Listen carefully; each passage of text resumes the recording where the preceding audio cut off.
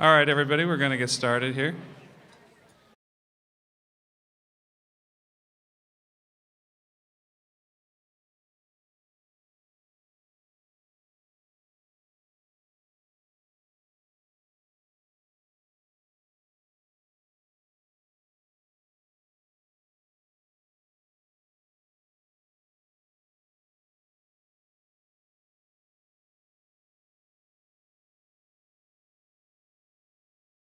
All right, good evening, everybody, and thank you so much for coming back to join us again for night 2 of this year's town meeting.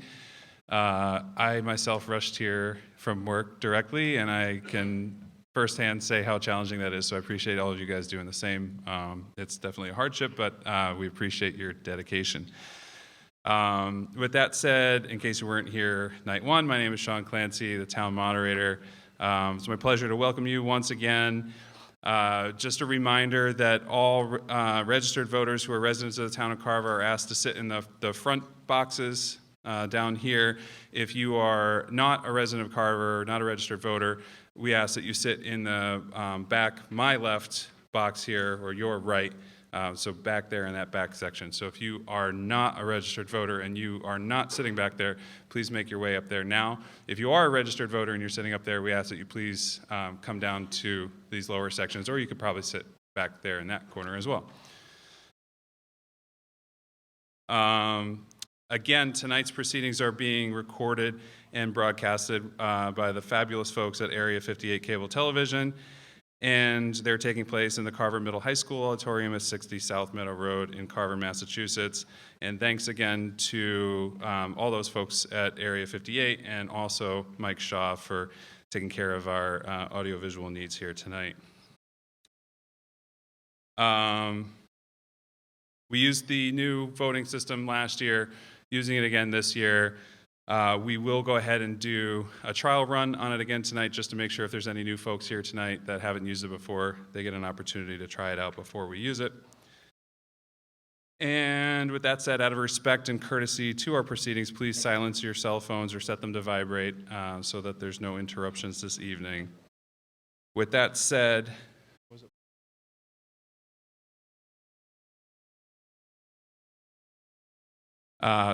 Town Clerk Kara Dayhill has advised me that we have a quorum of at least 150 qualified voters, and therefore, a quorum being present, this annual town meeting will be called to order at 6:11 p.m. on Thursday, April 13th, 2023. We'll go ahead and do our Pledge of Allegiance. So all who are able, please stand and we'll say the pledge, and then remain standing for a few moments for a moment of silence. I pledge allegiance to the flag of the United States.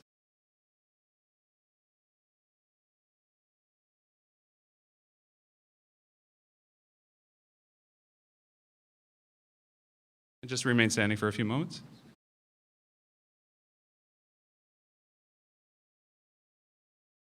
All right, you may be seated.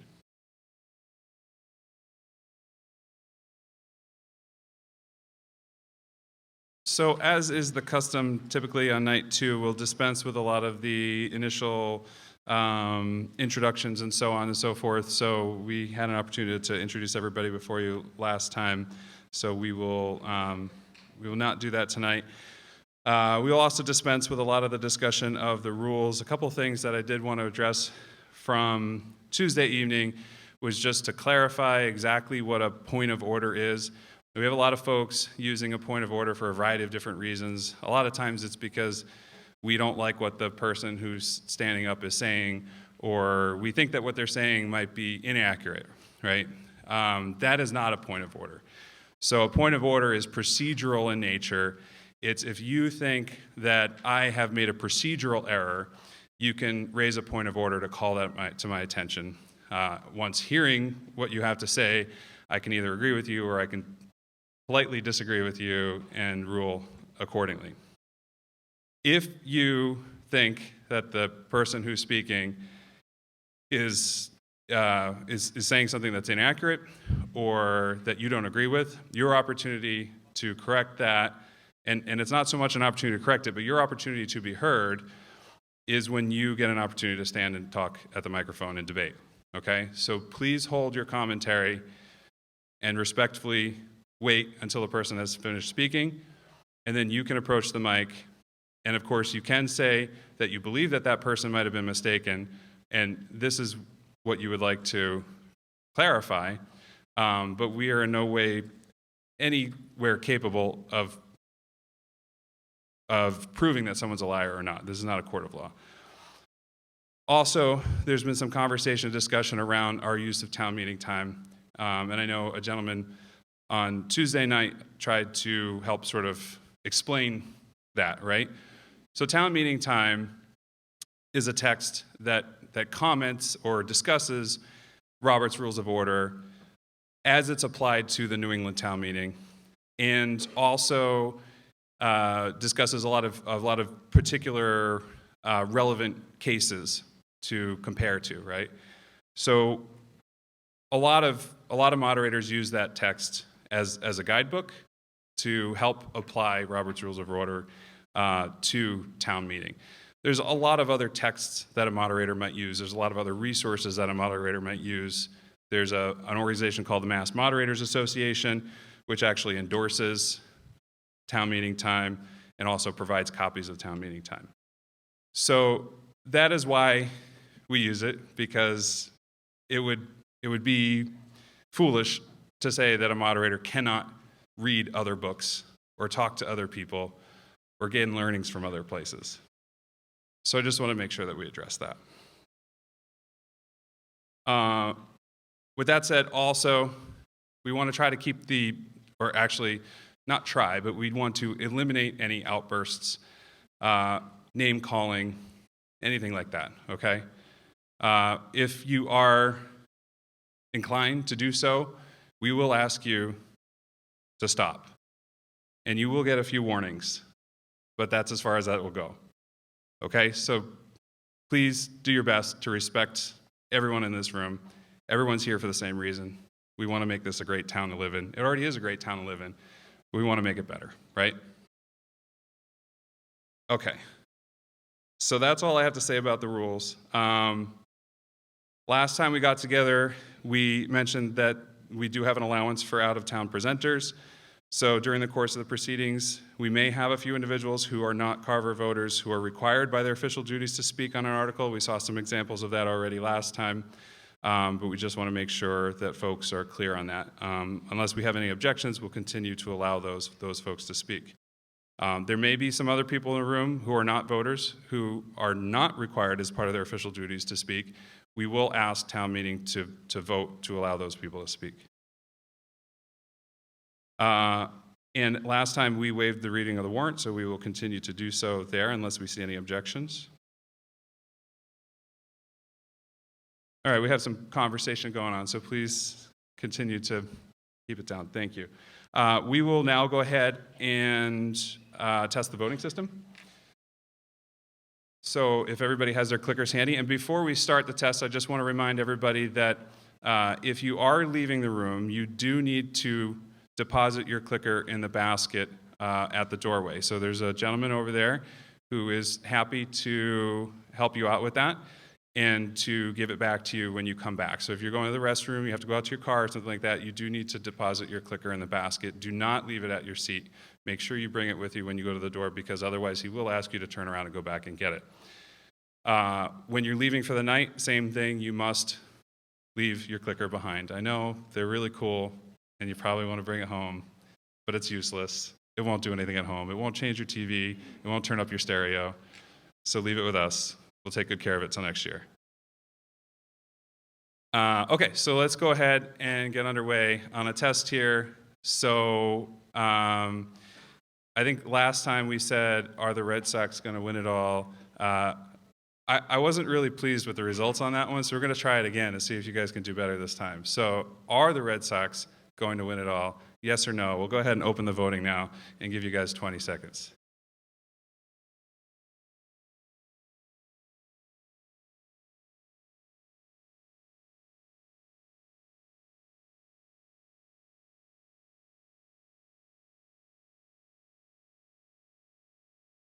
Oh, I didn't realize we had another question up there, if everybody's enjoying the weather. So you could answer either question, really. That's fine.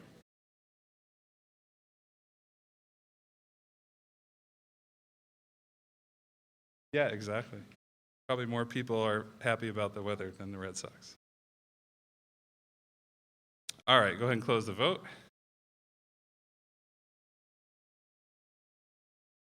All right, so if this one passes, wow, nice. 111 yes and 97 no. I still don't know about those 97 of you, but great. So just to remind everybody, you can change your vote before we close the vote. So if you say yes or you say no and you want to switch it to the other answer, you can totally do that. Last time we started with 30 seconds, we moved ourselves down to 20 because it seemed like everybody was getting their votes in around 20 seconds, so we'll probably stick with that tonight. All right, so with that said, I think we can get underway, and I think everybody will appreciate that. All right, so we are picking up on Article 23, I believe, right? 24? 23. 23, right? 11, yeah, 23. Okay, so we have Article 23, Wetlands Bylaw Amendment 9.2.5 definitions. I move that the town approve Article 23 as set forth in the warrant. Second. Okay, motion's been made and seconded on Article 23. And I don't believe Mr. Moore has any. Okay, awesome. So we'll go ahead and open it for debate. Seeing no hands and no motion to the mic, we'll go ahead and put this up for a vote. This does require a majority vote, and the recommendation from the Select Board was 5-0, and the Conservation Commission was 5-0. With that said, we'll go ahead and open the vote, and we'll give you 20 seconds.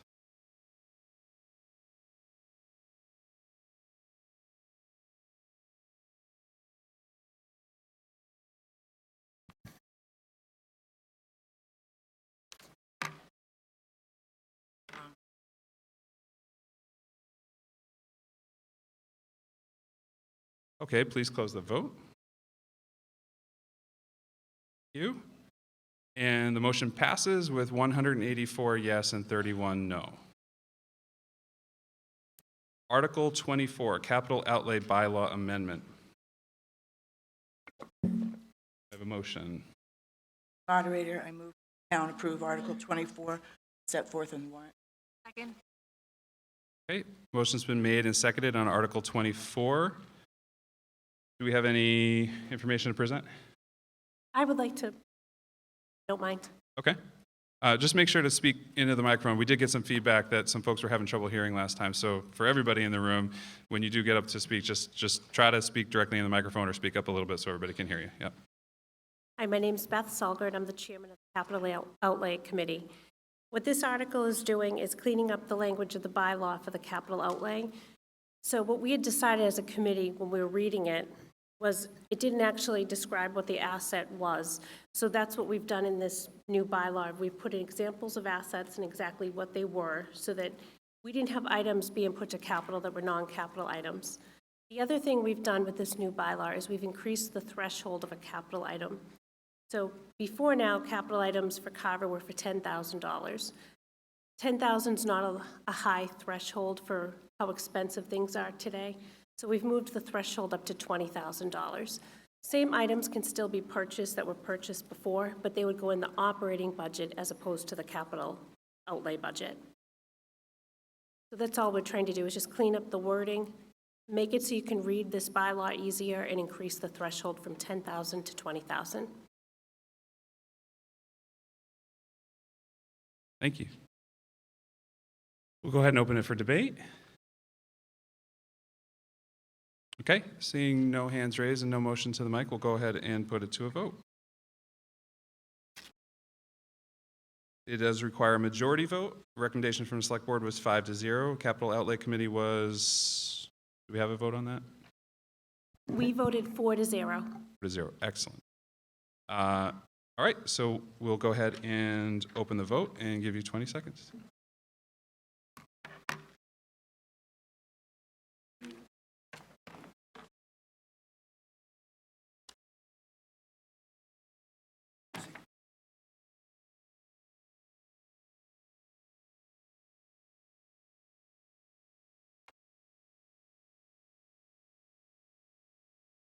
All right, close the vote, please. Thank you. And the motion passes with 196 yes and 23 no. Moving on to Article 25, accept the provisions of Massachusetts General Laws, Chapter 39, Section 23D, the Mullen Rule. I move Article 25 as written in the warrant. Second. Okay, motion's been made and seconded. Do we have any information to present? Yes. I am Cornelia Shea of Plymouth Street, chairman of the planning board. This was brought to us at that time. Basically, the Mullen Rule is that if a member of a board or committee misses an adjudicatory hearing, that if they review the evidence, they can continue to vote in the process. The planning board did not recommend this article and voted 0-3 to 0. And part of the issue was our concerns about our alternate and his ability to actively participate, and how difficult it is to replace somebody of such importance and value on our committee.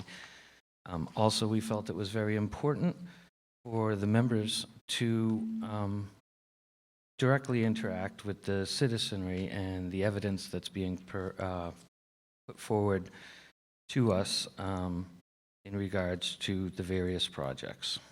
Thank you very much. Thank you, Mr. Shea.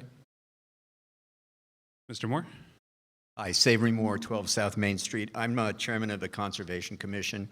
We do not have an alternate, so I'm in favor of this rule to allow people who, for one reason or another, can't make the meeting to be able to participate in further meetings that they are able to attend. Thank you, sir. Bruce Mackey, 9 Thatcher Street, former chairman of the planning board. I'd just like to say I didn't attend the meeting that the planning board voted 0-3 for this, but I think it's a great idea. During the 12 years that I was on the planning board, I mean, we had members that were on vacation, we had members that were sick, we had members that couldn't make the meetings because they had to work late at night. So it would have been of great help to have this Mullen Rule, especially where we have Area 58 and people can view the meeting within a few days and be caught up for the next meeting. A lot of times in the planning board, meetings can go on for several months. So to lose a member like that for meetings that many meetings is a detriment. So I'm for this. Thank you, sir. Mr. Shea, do you have something else, or? Let me get down to the mic. Okay.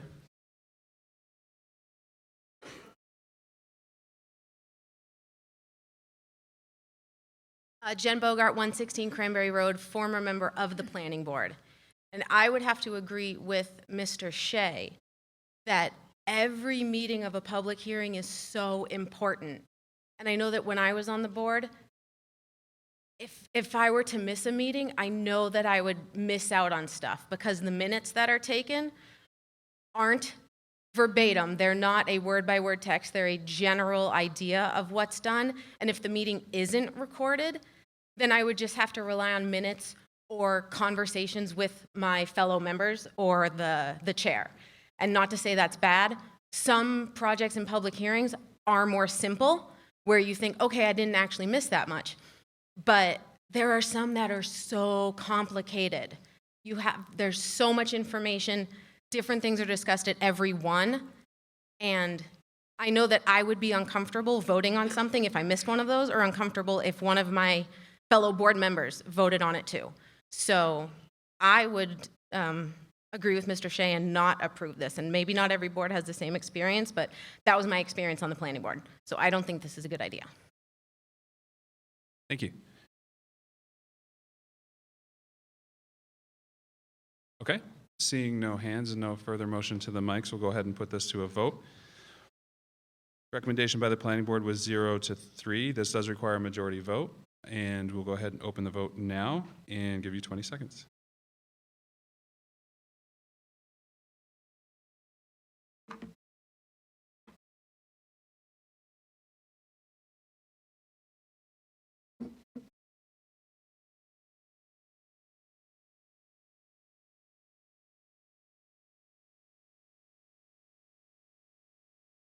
Okay, close the vote, please.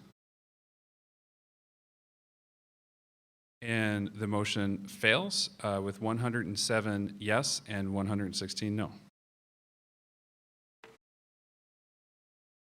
Article 26, designate scenic roads to protect streets, trees, and stone walls within the right-of-way per General Law, Chapter 40, Section 15C. The moderator, I move that the town approve Article 16 as written in the warrant. Second. Okay, motion's been made and seconded. Do we have any informational presentation? Okay, we'll go ahead and open it for debate. I'm sorry. Cornelia Shea, Plymouth Street. Article 26, correct? Designate scenic roadways. It's to help preserve the rural character in the town of Carver and instructs the planning board to assess the characteristics of development in regards to roadways. Typically, it doesn't have a lot of power, but it does have its purposes in helping preserve the rural character of the town. Planning board voted 3-0-0 to recommend favorable action on this. Thank you. Thank you, Mr. Shea. Moderator, over here, sorry. Sarah Hewins, Go ahead. 52 Forest Street. I also wanted to point out that this would not affect people's property. This just affects the trees and stone walls in the right-of-way. Thank you. Yep, I'm all right. Yes, I just had a question. Are these public roads in Carver? Because not all of these appear to be public roads. I remember Ms. Bogart mentioning, for example, that Federal Road wasn't public throughout. So was this verified with the town clerk that these are all public roads, or do they not have to be public roads? Can Mr. speak to Moderator? And the reason I mention that, because when I was doing some research on Rochester Road in South Carver, even at the Plymouth County Registry of Deeds, they didn't have the entire Rochester Road layout as a public road. And that's interesting because the entire road doesn't have drainage. You get ponding on it, which is dangerous. So it seems if we designate all of these scenic roads, are we also saying they're public roads? Are we carrying the liability for that as a town? Mr. Moderator, I can only speak to the fact that these were roads that were included in the Carver Open Space and Recreation Plan during its last iteration as scenic roads. There was no mention of whether they were accepted public ways or not. So this has nothing to do with the drainage. This would prevent the cutting of trees and the removal of stone walls without a public hearing in front of the planning board. So it would help protect these roads. Thank you. Yes, sir. Mr. Moderator, Tom Bott, through you, I'm the town planner here in Carver, Mass. The statute is silent as to whether it is a public way or a private way. It is a road. And the road right-of-way is that part of the road. When you have a road right-of-way, you have a pavement in the middle of the street, and the right-of-way extends on both sides 10 or 12 feet, where the sidewalk, where the telephone poles, utilities go in. So anything within that road right-of-way, and the statute is silent whether it's a public or private road. It protects simply any street trees or stone walls that happen to be in that road right-of-way. Typically, if there's a tree hearing to cut down a tree in the road right-of-way, the tree warden conducts that hearing. In the case of a scenic road, that hearing to cut a tree goes to the planning board, and that is the main distinction. Street trees, stone walls within the right-of-way, and that is the extent of the scenic road bylaw. This came to my attention out of our open space plan. It had been in the open space plan that we're in the midst of adopting. They had a map, which is in the warrant, that shows those roads, but the streets had never been designated, hence this article being in the warrant this year. Excellent, thank you.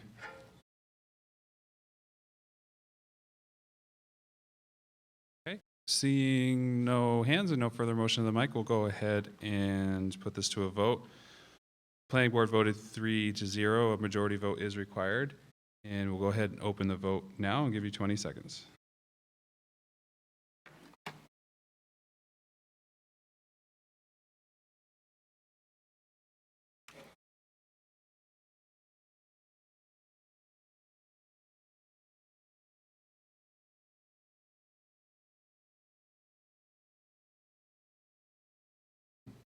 Okay, please close the vote.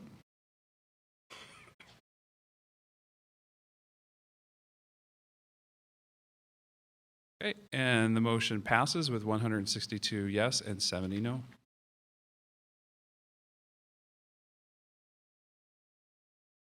Article 27, amendment to zoning bylaw 3580, large-scale ground-mounted solar photovoltaic installations proposed by the Solar Battery Storage Moratorium Committee. Do I have a motion?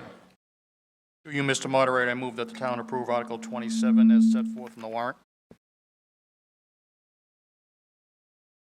Second. Okay, motion's been made and seconded. Do we have some informational presentation? Yes, thank you very much. Cornelius Shea, Chairman of the Planning Board, Plymouth Street.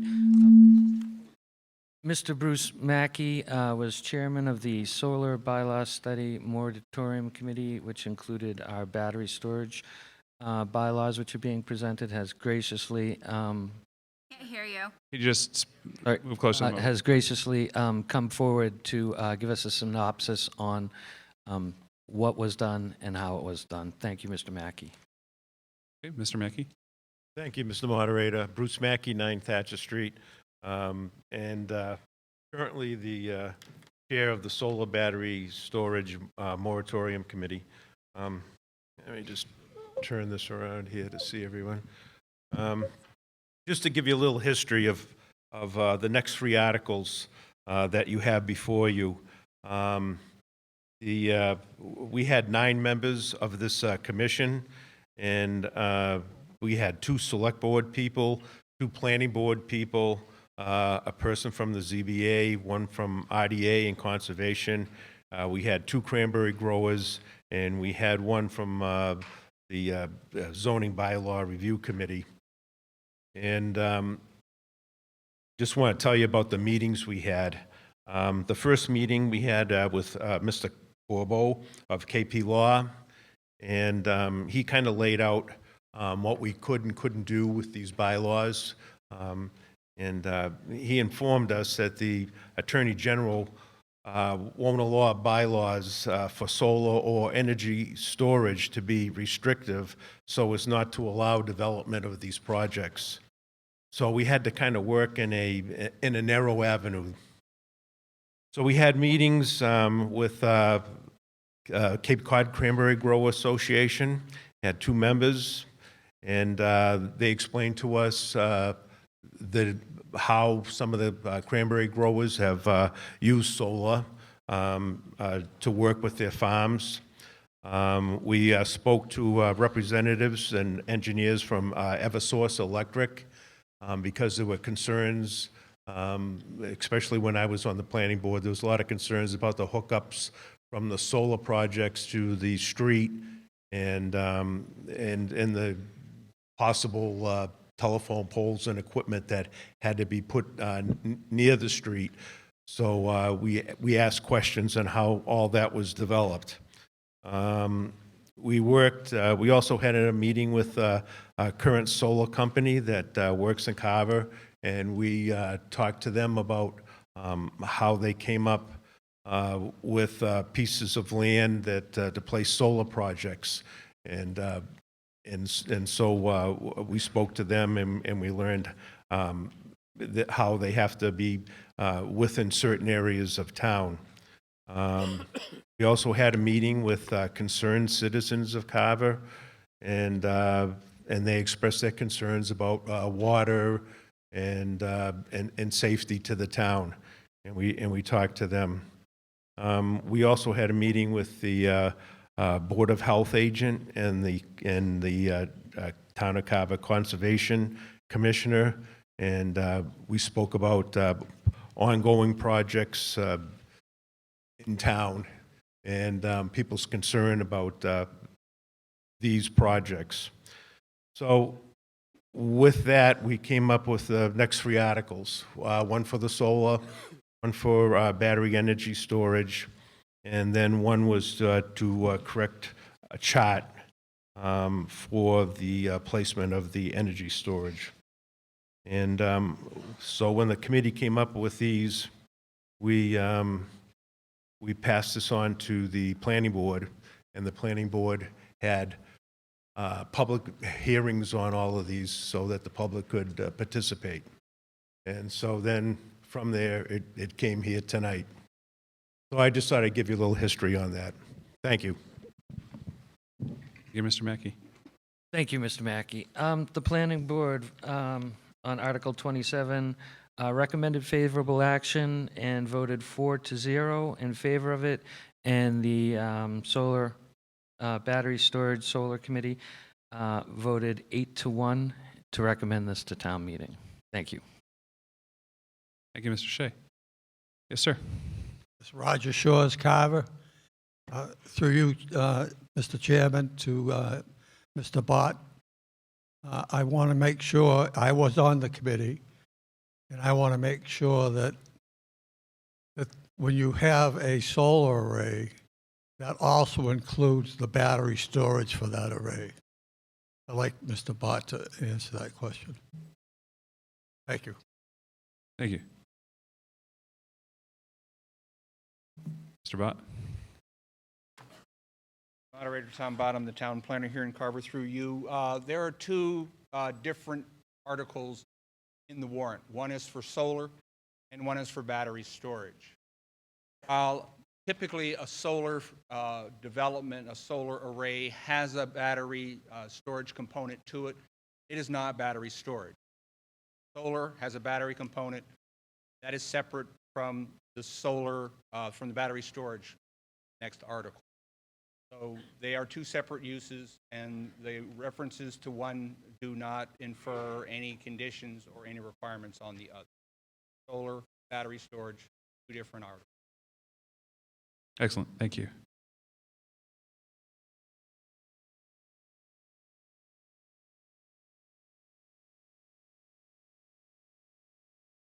Okay, is there any further debate? Seeing no hands raised, no motion to the mic, we'll go ahead and put it to a vote. Mr. Shea shared with you the recommendation, Planning Board 4-0, Battery Energy and Solar Systems Committee 8-1. This does require a 2/3 vote, and we'll go ahead and open the vote and give you 20 seconds.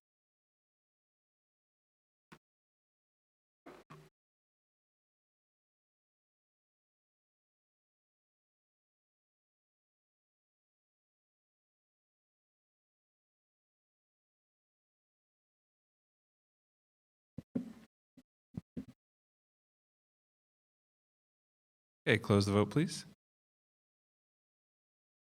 And the motion passes with 158 yes and 71 no. Article 28, new bylaw 3590, battery energy storage system zoning bylaw from Solar Battery Storage Moratorium Committee. Mr. Moderator, I move for reconsideration of Article 25, please. Okay, we have a motion to reconsider Article 20. Which one was it? 25? 25. Okay, motion's been made and seconded to reconsider Article 25.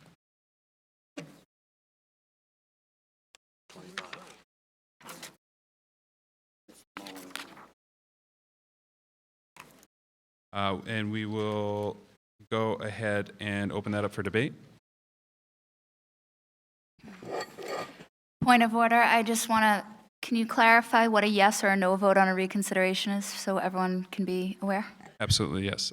So a yes vote on reconsideration would open Article 25 up for reconsideration. A no vote would not open it back up for reconsideration, and it would not be able to be reconsidered again since you can only reconsider once per Town of Carver bylaws. Okay, again, we'll open it for debate. We have a hand. That's Article 25? No, the request was to reconsider Article 25. Yeah.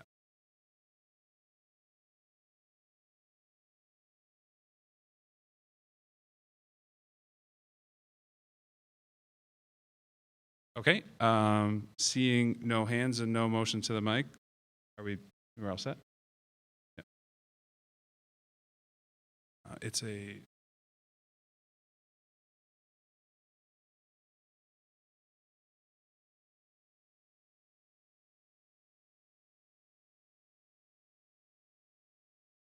excellent. This does require a 2/3 vote. We'll go ahead and open the vote now and give you 20 seconds.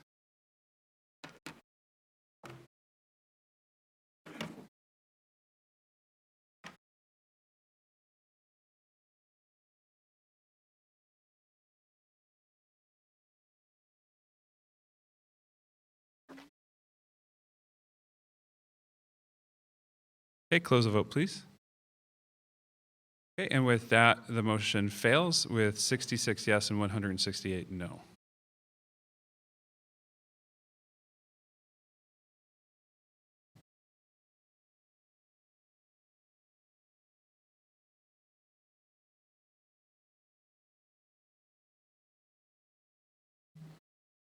Okay, and back to Article 28, new bylaw 3590, battery energy storage system zoning bylaw from Solar Battery Storage Moratorium Committee. Mr. Moderator, I move that the town approve Article 28 as set forth in the warrant. Second. Okay, motion's been made and seconded on Article 28. We have some information. Good evening, Cornelius Shea, Plymouth Street, Chairman of the Planning Board. Article 28 deals with battery energy storage systems. I think, as we all know, that the town was severely lacking in any sort of regulations in this particular matter. The solar bylaw study and battery study committee meeting came up with some exceptional work and worked very hard to create an entire new bylaw that would encompass the battery storage systems. The planning board recommended favorable action 4-0, and the Solar Battery Storage Moratorium Committee recommended favorable action 8-1. Thank you. Thank you, Mr. Shea. We'll go ahead and open it for debate. Yes, sir. Dan Ryan, 14 Lillian Way. I'd like to propose an amendment that I'll make, and then we can discuss it after it's seconded. So the nature of it is just to provide for ongoing inspections. So I'd like to amend section 3590.60 site plan application to add a new subsection 12 called yearly site inspection plan. Such plan shall specify that a yearly site plan is conducted by a Massachusetts licensed professional engineer to document and verify that the system and its associated controls and safety systems are in proper working condition per requirements set forth in applicable state codes. And with that, amend section 3590.80 safety to add a subsection 14 yearly site inspection. A yearly site inspection shall be conducted by a Massachusetts licensed professional engineer per the yearly site inspection plan. A corrective action plan shall be developed for any open or continuing issues that are reported. The report describing the results of the site inspection and corrective action plan shall be provided to the Carver Fire Department, Carver Police Department, Carver Building Commissioner, and Carver Town Manager's Office. Okay, thank you.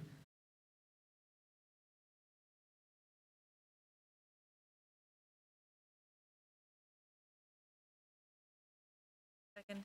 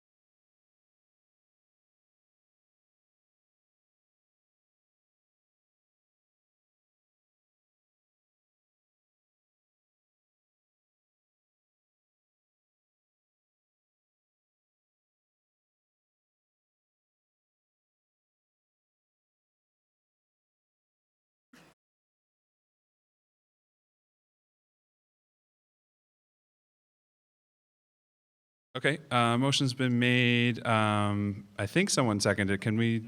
Okay. Seconded? Excellent. I'm going to go ahead and read the amendment. We won't be able to fit it all up onto the screen there. So obviously we can clarify any confusion during debate if anybody has any questions for Mr. Ryan. So this is an amendment on Article 28, 3590 battery energy storage systems. Amend section 3590.60 site plan application to add the subsection 12, which states yearly site inspection plan. Such plan shall specify that a yearly site plan is conducted by a Massachusetts licensed professional engineer to document and verify that the system and its associated controls and safety systems are in proper working condition per the requirements set forth in applicable state codes. Secondly, Mr. Ryan would like to amend section 3590.80 safety to add subsection 14, yearly site inspection. A yearly site inspection shall be conducted by a Massachusetts licensed professional engineer per the yearly site inspection plan. A corrective action plan shall be developed for any open or continuing issues that are reported. A report describing the results of the site inspection and corrective action plan shall be provided to the Carver Fire Department, Carver Police Department, Carver Building Commissioner, and Carver Town Manager's Office. The yes vote on this amendment would add this language. A no vote would not add this language. Mr. Moderator, Yes, sir. through you to the proponent of the amendment on the addition to section 3590.80, should that be a new subsection 4? Because it only goes up to 3. Correct, it was, sorry, we can change that to a 4.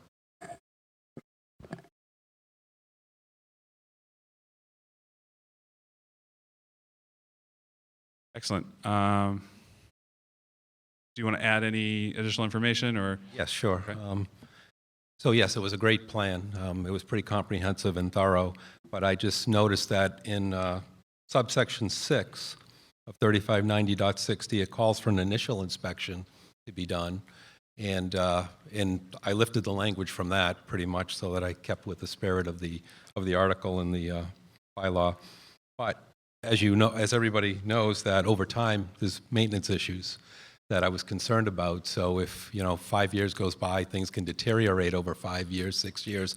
So I thought it would be good to add a provision that allowed us to do an ongoing inspection so that if there's any issues that are found in these systems, that they would be identified, reported, and corrected. So that was the nature of why I recommended we put this in.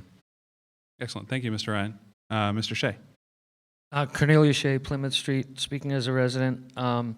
It is a well-reasoned and well-thought-out amendment, and safety is first and foremost our consideration, and I'm in favor of Mr. Ryan's recommendation or amendment. Thank you.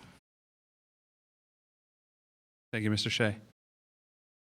Any other debate on the amendment? Okay.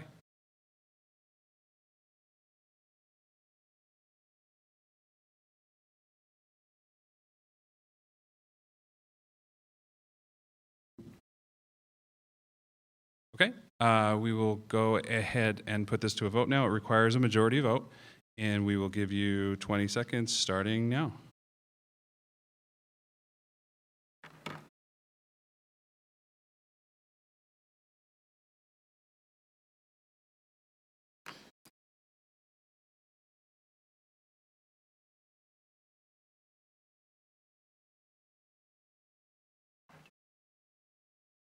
Okay, close the vote, please. And the amendment passes with 185 yes and 37 no. So now we will go back to the main motion. And do we have any further debate on Article 28?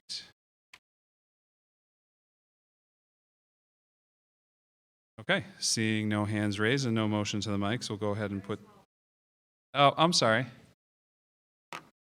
Sue Drew, and I'm just asking this question because I just don't know the answer. Do we have to have battery storage in our town?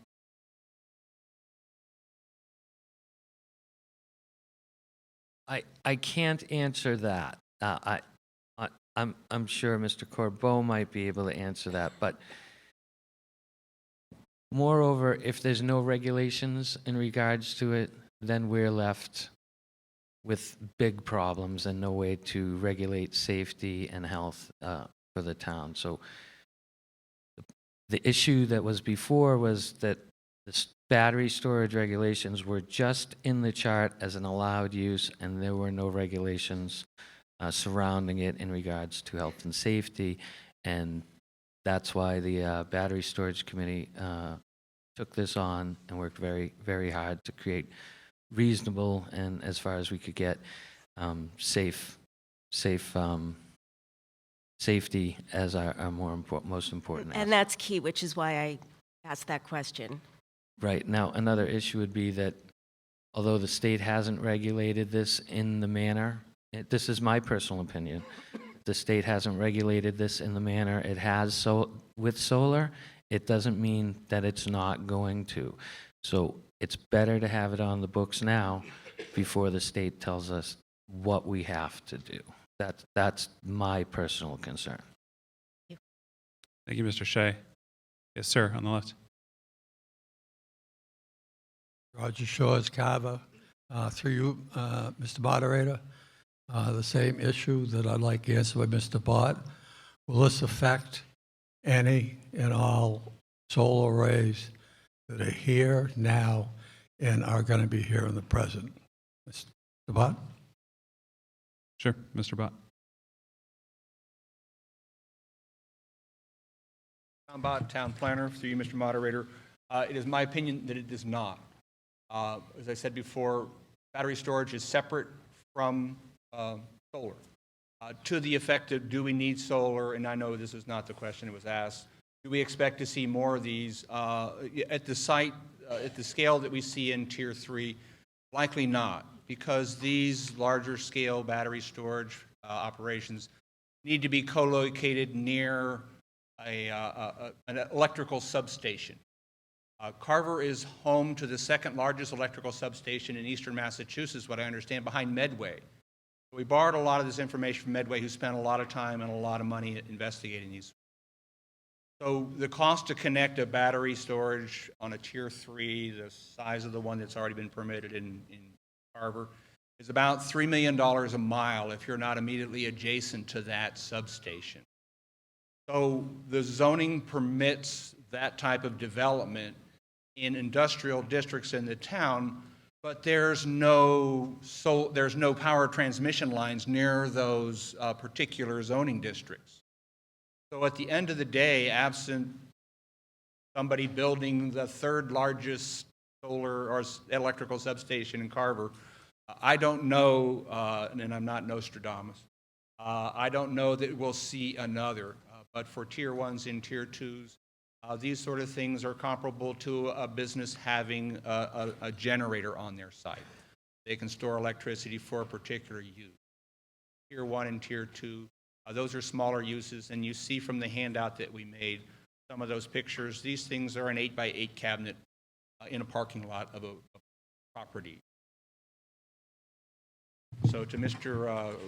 Shore's point, solar is solar, batteries are batteries, and they're the two. Okay. Thank you, Mr. Bott. Yes, Mr. Ryan. Dan Ryan, 14 Lillian Way. I did have a question through you to Town Council on section 3590.20, applicability, the first subsection there. The words in there that say after the effective date of this bylaw, I just want to understand the impact of that and why that's in there. I mean, usually if you move a bylaw and it becomes a bylaw and it's, recorded, so that would be in there forever. So I'm just trying to figure out why it says, I don't usually see that in a bylaw or after the effective date of this bylaw. Mr. Corbeau? Through you, Mr. Moderator. So because this is a zoning bylaw, certain existing projects or projects that have approved plans are entitled to a certain level of grandfathering. And I think the purpose of this statement is just to emphasize that. You're correct, it doesn't really have any legal effect, but it's notice to the reader that, this is applying going forward, not going backward to any facilities that have already been permitted. So to the moderator, does this apply to anything that's already happening in town? If we struck those words, would that make any difference? Or would be a reason to do that? Or does anybody have a opinion on that from whoever created the bylaw, whether that should be taken out or not? Mr. Moderator, through you, I would encourage you not to strike the words from the bylaws that might be taken as some intent to make this applicable to, or try to make this applicable to previously existing things. And so whereas it doesn't do any harm, in my opinion, to have it in there, I would suggest that you not move to strike it so that it doesn't create confusion. Okay, thank you. Thank you.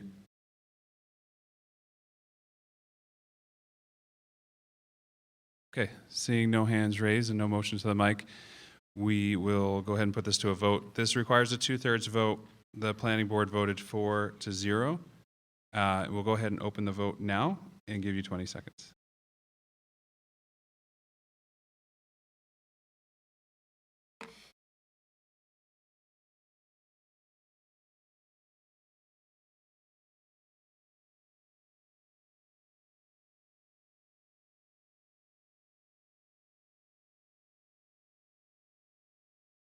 Okay, close the vote, please. Thank you.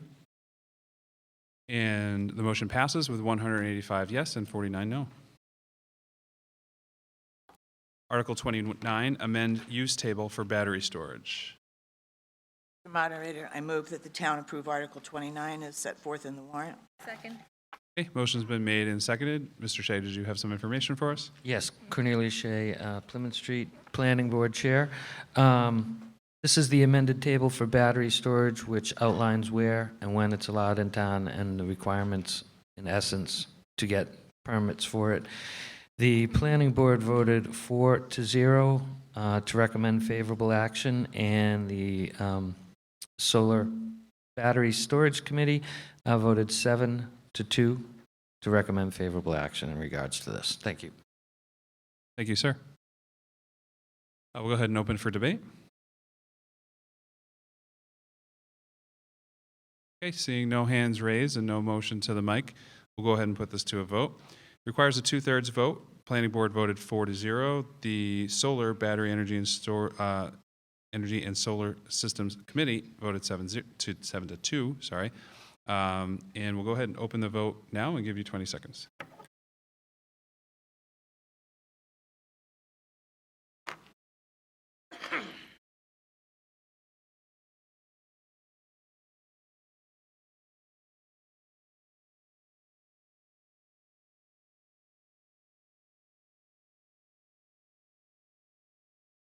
Okay, close the vote, please. And the motion passes with 181 yes and 50 no. Article 30, amend zoning map to correct previous zoning changes not reflected in the current 2015 zoning map. Move Article 30 as written in the warrant. Second. Okay, I have a motion made and seconded. Mr. Shea, you have some information? Yes, Cornelia Shea, Chairman of the Planning Board. Gentleman came to the Planning Board, and somehow, when we changed map makers and with new technology, his particular property had been rezoned to a different classification. While the planning board did an exceptional job, the planning department did an exceptional job. When they noticed this, they dug further. They found that several other properties had been misclassified when we changed our map maker. We went to the assessor's department, who confirmed that these changes did not happen and should not have existed. The planning board recommends favorable action on this 3-0. Thank you. Thank you, Mr. Shea.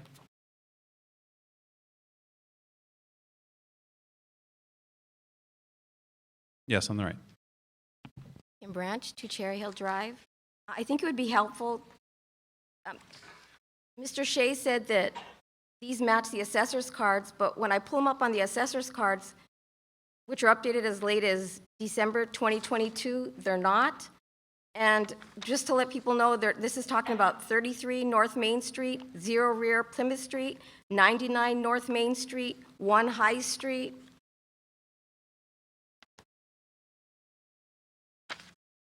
0 High Street, 179 Plymouth Street, 177 Plymouth Street, 134 Main Street, 90 North Main Street, 182 Plymouth Street, 89 North Main Street, 0 North Main Street, 24 Montello Street, 0 Montello Street, 0 Solar Circle, and 127 Main Street. And I guess I'm concerned because when you change the table, you change the use, and that is significant with zoning. And most of these, when I look back, it looks like they were petitioned by the owners of the property. And some of them are as late as 2005. That's like 18 years ago. So I thought I would mention this because somebody may end up with zoning in their backyard that ginormous, I don't know, warehouse, I don't know, but this, it looks like it wasn't, it's not matching up with the assessor's cards, as Mr. Shea said. It doesn't look like it's just a zoning map change. It's all over the place.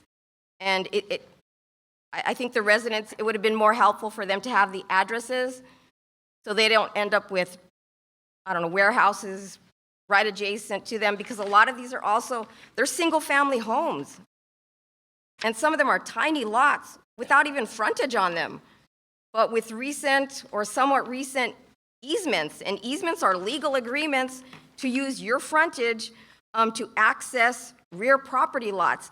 That's really significant here. So I wish more research would have been done, because I think, as Ms. Bogart had said in the past, that regardless of where we live in Carver, we should really be looking out for all of our friends, all of our neighbors, the entire neighborhood. And this worries me that it looks like it's saying it's just housekeeping. It doesn't look like just housekeeping to me. Thank you very much. Okay. Mr. Corbo, yeah. Mr. Moderator, through you, just to clarify the purpose of this particular article, every single one of these properties was rezoned at a prior town meeting, but due to technical or scrivener's errors, the map was not updated to reflect those changes. So town meeting has already voted to change the zoning for these parcels, and that is the zoning for these parcels. All this is doing is making the map be consistent with what the zoning bylaw and the prior votes are. Thank you, Mr. Corbo. Yes, on the left, sir. Fernandez, 43 North Main Street. Actually, Town Council just pretty much took the words out of my mouth. Just to clarify, all this is to change maps. The zonings have already, that zoning, to reflect the zoning, I had seen the discrepancy on some property that I'm familiar with, and there are still properties on the Carver zoning map that don't reflect the actual zoning. So it's been an issue for a while, and we just really would like to clean it up and get the maps to reflect the actual zoning that Carver voted for back in 2005. Thank you. Thank you, sir. Yep. Kim Branch, 2 Cherry Hill Drive. Again, it's 18 years, and again, I'm concerned that these were petitioned by individuals. If I can just go and petition my house to be general business, and my neighbors are not aware of that, and all of a sudden the use has changed, it's been 18 years. If an individual, because if you look at these, it's individuals that petitioned, and they're supposed to go to the attorney generals, so it seems like someplace along that route through 18 years, the assessor's office would have changed all these. The assessor's cards are not matching these. It doesn't look like basic housekeeping. It's really concerning to me. This just doesn't look It doesn't look accurate. And you have single-family homes here, some multi-family homes, no frontage, easements Okay, created. I'm gonna have to stop you because you're repeating your previous Okay. argument. So Sorry about that. that's okay. So it seems as though these parcels have already been rezoned, and so it seems that your concern is probably a separate one from should we just at this point the debate would be around should we correct an error, and that's what we should be discussing, not whether or not these parcels should be rezoned because they already were rezoned. So you would have to take that up separately as a separate matter. If they were rezoned, it would match the assessor's card. I don't And they're saying it's just housekeeping. know how to. Is there anybody that can address that, Mr. Yeah. Mr. Moderator, I'm Tom Bott. I'm the town planner here in Carver, and I and my staff did the research on this. And shout out to Jen Mueller for digging deep from 2004 on and identifying each of the town meeting articles that changed the zoning. So this first came to the attention of a previous town planner in 2007, and their recommendation at that point was, well, we should just have the vendor change the map. But that's not how that works. To change the map, to make the map accurate to what is the zoning on the in place, is an action at town meeting. We just don't go out, if a Scribner's error, if a vendor happened to mess up the map, they get to mess it up. But for us to correct it, it has to go to town meeting and be duly noted, which is why we had the hearings, which is why we had town meetings. To what is in the assessor's records, every assessor I have ever worked with has told me the assessor's records are for the purposes of valuing a property, for the purposes of taxation. The assessor's records are wrong in the zoning, and I'm working with the assessor to correct some of those things as well. But there's really no relationship between the accuracy of the assessor's cards and the maps. This is the forum to do this. It is a 2/3 vote. They have been thoroughly researched. We are correcting the map. We are not changing any of the zoning on any of these properties. Thank you very much. Thank you, Mr. Bott. Yes, sir. Alan Maynard, 148 Plymouth Street. Confusing subject, I agree. Property addresses would have been very profitably listed in this chart here. The citizen who has brought forth this complaint and has some confusion obviously has a bunch of data at her disposal. For you, Mr. Moderator, perhaps a request could be made. There's 12 properties here, not 120, not 3,000, 12 properties. And the individual who spoke appears very knowledgeable in the facts and figures. A quick summary, perhaps. We already heard the addresses of what the zoning cards say, and we can all read for ourselves what is in the chart here, and we can see what the errors are, and we can see which way they go and things like that. I'm not terribly concerned if a piece of property was zoned general business but is listed residential agricultural. I'm concerned if a property is zoned one way and is going a way that might, if it abuts me, might cause, enable a neighbor to do something that I didn't think they could do. But I think if we have the facts, we can look at the facts. Maybe they aren't probative on somebody's photocopies, but at least we have something to start and look with. And if somebody's wrong, I mean, we can look it up on our phones, you know? But that would put them out of the rest. If a minute each for 12 properties is 12 minutes, or we can stand here and go back and forth about housekeeping versus nefarious means, that's all. So. Yeah, I don't think we're here to discuss anyone's motives. We can't do that. That's for a court to decide. So But that's precisely what I'm saying, is that way we don't get into that area. I don't know how that's, I don't know how that puts an end to that debate, right? And again, we're not here to do that. This is strictly about correcting an error, and I don't know that providing any further information is going to necessarily help you decide whether or not the correct changes are being made, right? So if we don't feel that those who are correcting these errors are qualified to correct those errors or have made an error, then we can correct that, or we can stop that with our vote, right? Please do misunderstand. I'm not casting any aspersions on anybody. I'm not even claiming there are anything underlying that is nefarious. I'm stating that if somebody wishes to address the assembly has some possession of the facts, for instance, to say this is wrong, it doesn't match the card. Well, that may be the case, but let's hear what that means. And then that way we know whether this has merit or not, and we're enlightened when we vote on it, that's all. So I'm trying to move this forward is what I'm trying to do here. Thank you.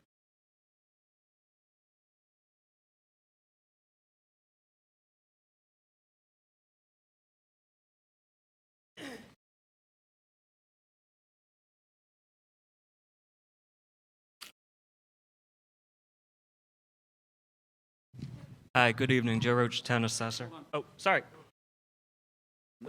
You have to be recognized. I'm sorry. Sorry. Through you, Mr. Moderator. Mr. Corbo. So the warrant, specified the map and lot number of the property, the district that is shown on the map, the correct district, and the town meeting vote at which the zoning change was made.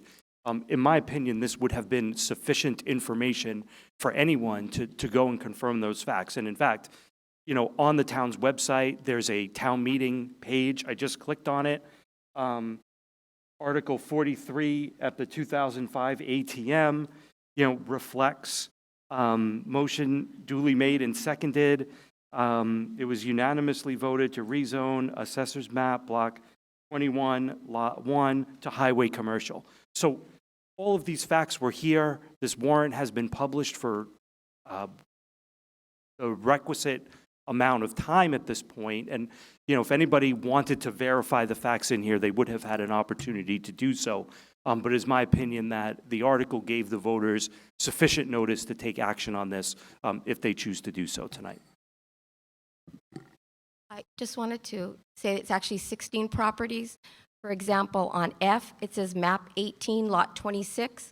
And when you pull that up on the assessor's card, there's map 18, lot 26, 0R, map 18, lot 26, AR.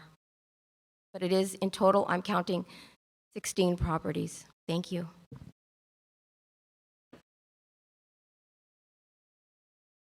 Deb Giswaldo, 204 Main Street. Hold on. Once again, you do have to be recognized before you start speaking. Sorry.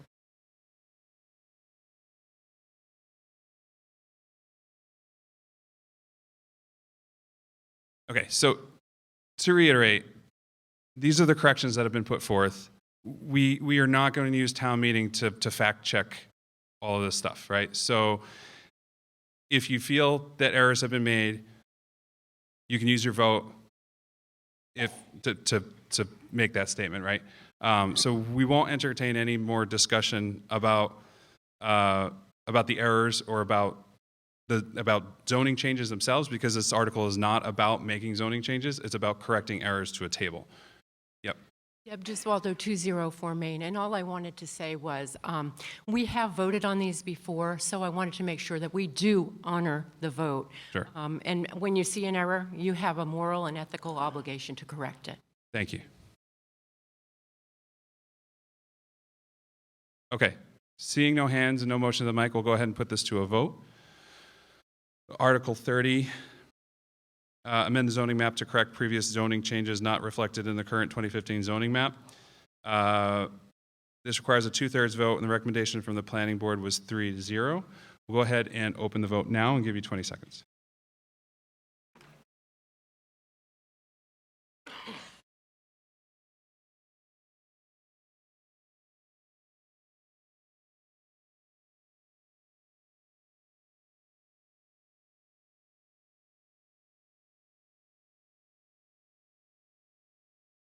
And please close the vote.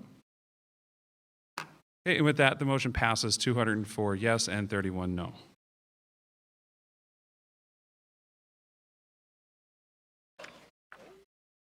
Article 31, amend Carver zoning bylaw section 2320, table of dimensional requirements. Moderator, I move that the town approve Article 31 as set forth in the warrant. Second. Okay, a motion's been made and seconded on Article 31. Mr. Shea, you have some info? Cornelius Shea, Plymouth Street, Chairman of the Planning Board.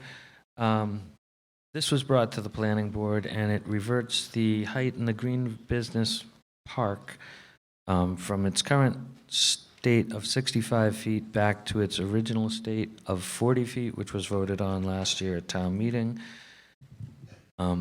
It's my understanding that there were safety issues in regards to this being brought to the planning board. The planning board did vote on favorable action on this, 3-0. Thank you. Okay, thank you, Mr. Shea. Yes, sir. Is it open for discussion? Yep, we'll open it for debate. Yep. Craig Weston, 17 Meadow Street, your fire chief. Just 2 minutes of your time. I ask that you support in voting in favor of this article, reducing the allowable building height in the Green Business Park District from 65 feet to the original 40 feet building height prior to last town meeting. At last town meeting, it was voted to increase the allowable building height in the Green Business Park District from 40 feet to 65 feet. At that time, your public safety departments had secured a public safety mitigation agreement with the developer of that time, Hillwood. Hillwood was planning to build a 1.8 million square foot distribution facility on the property. The $7 million mitigation agreement that we secured would have bought the appropriate fire apparatus and equipment to assist in mitigating emergencies associated with this planned buildings of 65 feet in height and the massive square footage. Our agreement for funds and apparatus was only with Hillwood, not the owner of the property. Since then, the developer Hillwood has backed out of the project, essentially ceasing our mitigation agreement.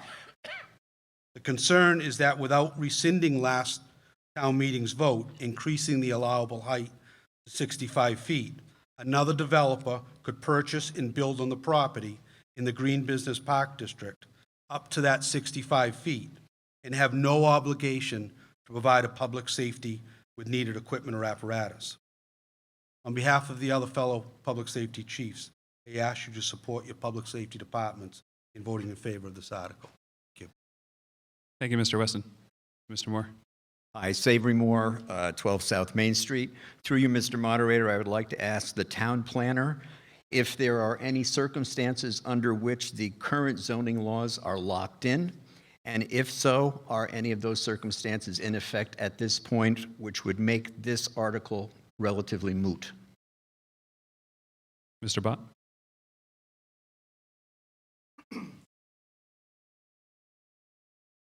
Mr. Moderator, perhaps you heard I'm Tom Bott. I'm the town planner here in Carver, Mass. The way zoning works is if someone files a preliminary plan prior to town meeting for a subdivision, and that subdivision is approved in the future, those folks are grandfathered for zoning for 8 years from the date of endorsement. So it's one of those things that gets hotly debated up from attorneys, what is a grandfather, what isn't a grandfathering. But it's my opinion that because these folks have submitted a preliminary plan, the people who own all the properties for the Green Business Park, that this will be the zoning, but they will likely be in effect grandfathered from that zoning change for 8 years from the date of endorsement of a subdivision plan. And a subdivision plan is typically approved by the planning board because the state law says the planning board shall approve a subdivision plan.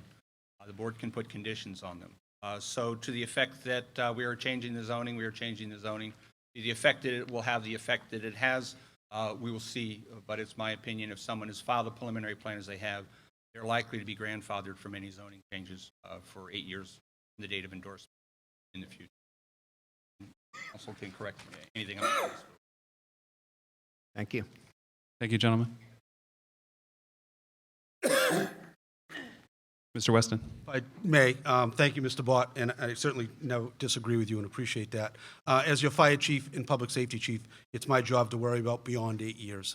And obviously, we can't predict what will happen in the 8 years. Everyone has their rights to do what their property.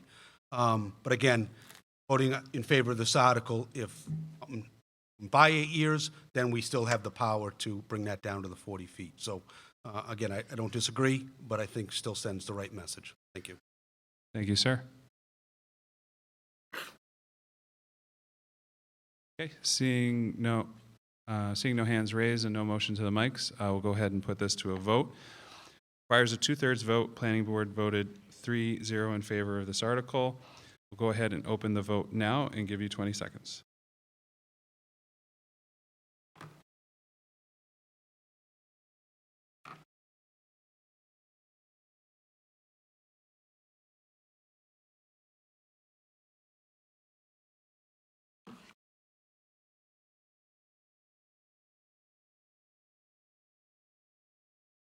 please close the vote.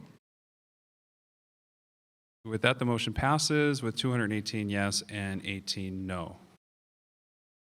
Article 32, amend Carver zoning bylaw, section 3170, approval increase from 1 year to 2 years lapse of site plan approval to be consistent with time allowed for special permits. Through you, Mr. Moderator, I move that the town approve Article 32 as set forth in the warrant. Second. Okay, motion's been made and seconded. Mr. Shea, you have some info for us? Yes, Cornelius Shea, Chairman of the Planning Board, Plymouth Street. Article 32 just brings the special permit and site plan approval into line, where proponents have to come to us every year for their special permit renewal or every 2 years for an approved site plan. It just brings it into line for the 2-year period. Frankly, the planning board is what the planning board is, and we're happy to handle it either way. But the planning board did recommend favorable action on this article 3-0. Thank you very much. Thank you, Mr. Shea. Go ahead and open it for debate.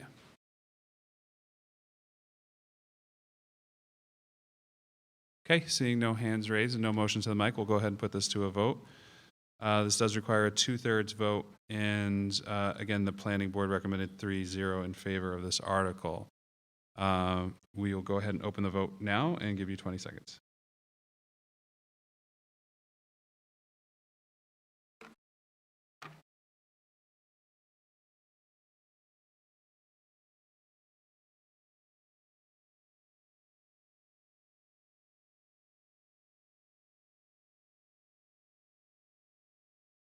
Please close the vote. And the motion passes with 202 yes and 39 no. Moving on to Article 33, increase the percentage of affordable units for townhouse developments to 15%. Mr. Moderator, I move that the town approve Article 33 as set forth in the warrant. Second. Okay, I have a motion made and seconded on Article 33. Mr. Shea? Cornelius Shea, Planning Board Chair, Plymouth Street, Carver. This is to bring the percentage of affordable units into line with the other current bylaws. I think, as we all know, there's been threats of 40B development, and it raises some concerns. This is a long-term, it's not a solution to anything, but should, at some time, we come close to meeting our percentage points for required affordable housing, which is 10% of the available housing in the town of Carver, then we can get out from under the threat of 40B and various other developments, which could potentially be detrimental to the town. Thank you very much. The planning board voted to recommend favorable action 3-0. Thank you, Mr. Shea. Go ahead and open it for debate. Okay, seeing no hands raised and no motion to the mic, we will go ahead and put this to a vote. It does require a 2/3 vote, and as Mr. Shea said, the planning board voted 3-0 in favor of this article. So we'll go ahead and open the vote and give you 20 seconds.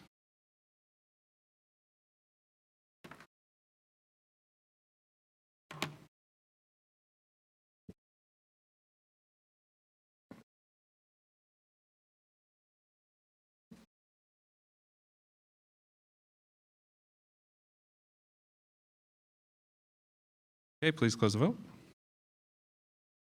And the motion passes with 164 yes and 70 no. Article 34, delete from Carver zoning bylaw expired moratorium section 4970. Mr. Moderator, I move that the town approve Article 34 as set forth in the warrant. Okay, motion's been made and seconded. Mr. Shea? Cornelius Shea, Planning Board Chairman, Plymouth Street, Carver. This is just to remove the moratorium, which is just taking up space in our bylaws right now.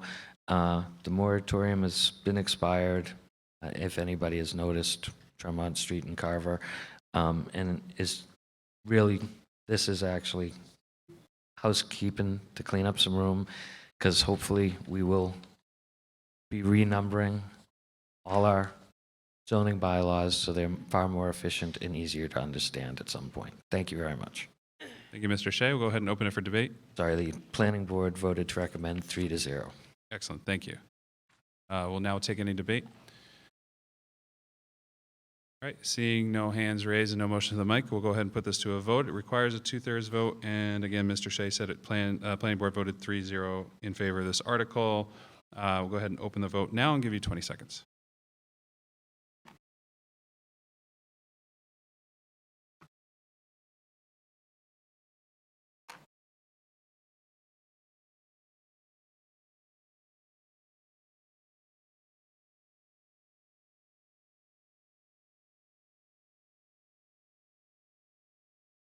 Okay, we'll go ahead and close the vote.